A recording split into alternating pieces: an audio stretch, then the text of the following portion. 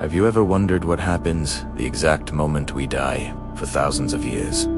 This question has haunted humanity. We've told stories of heavens, hells, and ghostly realms.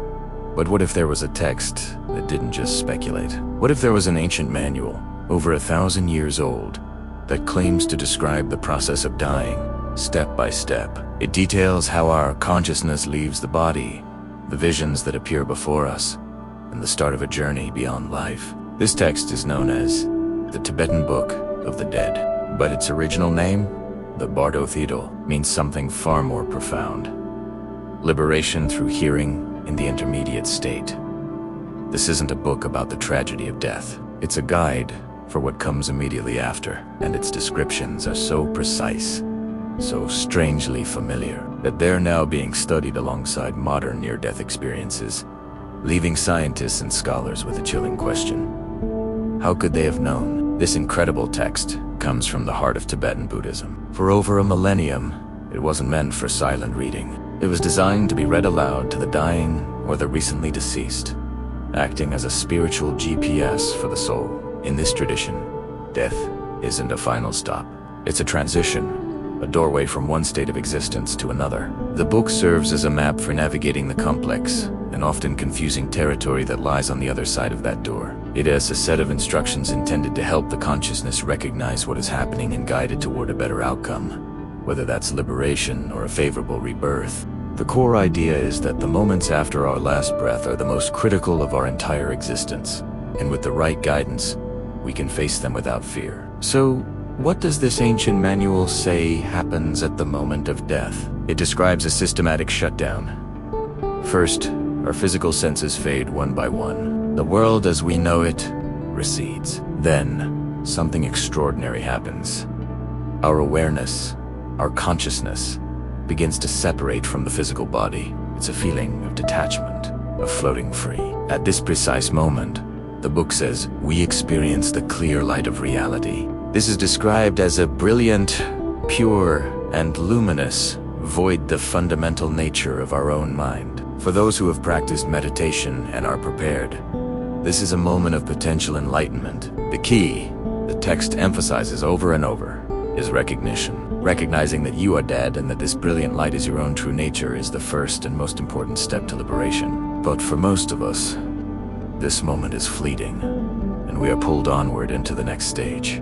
After the initial clear light fades, we enter what the book calls the Bardos, a series of intermediate states. The first is the Shikai Bardo, the Bardo of the moment of death itself, where we encounter that primary light. Next comes the Chinyi Bardo, or the Bardo of reality. This is where things get truly fascinating and intense. The consciousness, now free from the body, begins to experience a flood of visions, bright, overwhelming lights, powerful sounds, and encounters with both peaceful and wrathful deities. According to the text, these aren't external gods or demons coming to judge you.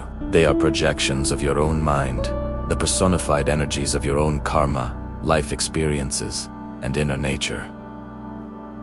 Fear is your worst enemy here. If you recoil from the intense visions, you miss another opportunity for liberation and are pulled deeper into the body. One of the most mind-bending aspects of this journey is the distortion of time. Days can feel like moments, and moments can stretch into what feels like an eternity. The consciousness is in a state of pure thought, and without the anchor of a physical body, time and space become fluid. After the visions of the Chinya Bardo, we enter the Sidpa Bardo, the Bardo of rebirth. Here, the consciousness is driven by the winds of its past karma, instinctively seeking a new body, a new life. It's described as a powerful, almost irresistible pull toward a new existence. Your past actions, desires, and attachments determine where you are drawn. The book provides specific instructions for this stage.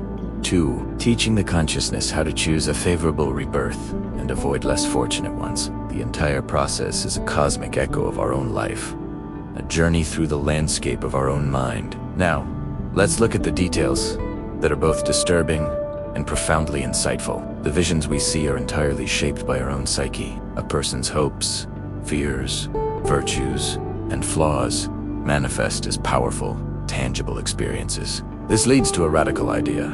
Heaven and hell are not physical places you are sent to, but internal states you create and experience. The peaceful deities are the manifestations of your compassion and wisdom, while the wrathful, terrifying figures are the personifications of your anger, jealousy, and ego. They are two sides of the same coin. The instructions in the book are designed to help the soul recognize this, to see these visions not as external threats, but as reflections of itself. By understanding that these are all projections, the soul can remain centered and unafraid, navigating the afterlife with clarity instead of being swept away by confusion and terror. Your own mind becomes both the map and the territory. This is where the ancient text collides with modern science in a spectacular way.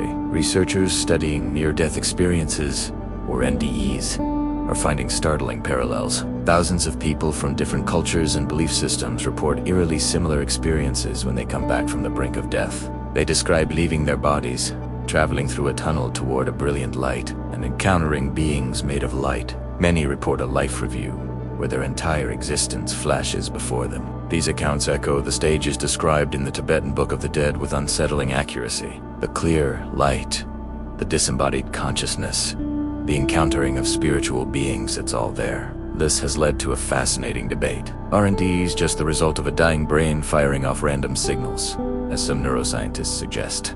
Or could it be that this ancient book isn't just a work of spiritual philosophy, but a genuine observational account of a universal process of dying? Naturally, there are several competing theories about what the Bardo Fiddle truly is. The first, and most traditional, is that it is exactly what it claims to be: a spiritual guidebook for the soul, a literal map of the afterlife based on the enlightened insights of Buddhist masters. A second theory proposes it's a psychological map of the dying process. From this perspective, the visions of gods and demons are metaphors for the profound psychological changes that occur as the brain shuts down. It's a way of understanding the final journey of consciousness through a cultural lens. Another idea is that it represents a universal human experience of death, interpreted through the filter of Tibetan culture. Just as different cultures have unique creation myths that share common themes, perhaps we also have a shared dying myth hardwired into our consciousness. Or perhaps the most intriguing theory of all, that it's a fragment of ancient experiential knowledge, a first-hand account passed down through generations, describing a reality we've largely forgotten how to access. This leaves us with a set of profound and unanswered questions. How could ancient monks, living in isolation over 1,000 years ago, describe the stages of death with a precision that seems to align with modern NDE reports? Their knowledge wasn't based on medical instruments or scientific studies, but on deep meditative practice. Why do people from entirely different backgrounds, who have never even heard of the Tibetan Book of the Dead, report experiences that mirror its descriptions? Is the book simply describing a set of deeply ingrained cultural beliefs? Or is it pointing to an objective, observable reality that all of us will one day experience? And if death truly does follow a predictable pattern, a series of stages that can be navigated, does that mean we can prepare for it? Can we train our minds, here and now, to face that final journey, not with fear, but with awareness and courage? The Tibetan Book of the Dead doesn't just ask us to ponder what happens after we die. It challenges us to live in a way that prepares us for the answer. And if you found this journey into the mysteries of life and death as fascinating as I did, be sure to like this video and subscribe for more explorations into the unknown. See you next time.